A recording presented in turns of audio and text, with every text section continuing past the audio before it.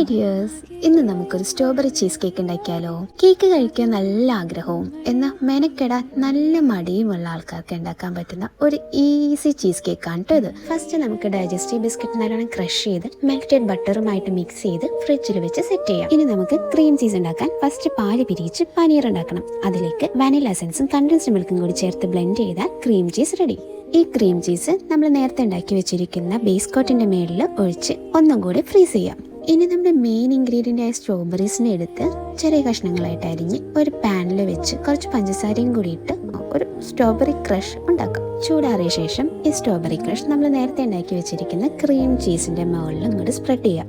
സംഭവം സെറ്റ്. ഭയങ്കര yummy tasty cream cheese cake റെഡിയായി. അപ്പോൾ യമ്മി സ്ട്രോബെറി ചീസ് കേക്ക് എല്ലാവരും ട്രൈ ചെയ്ത് നോക്കണം കേട്ടോ.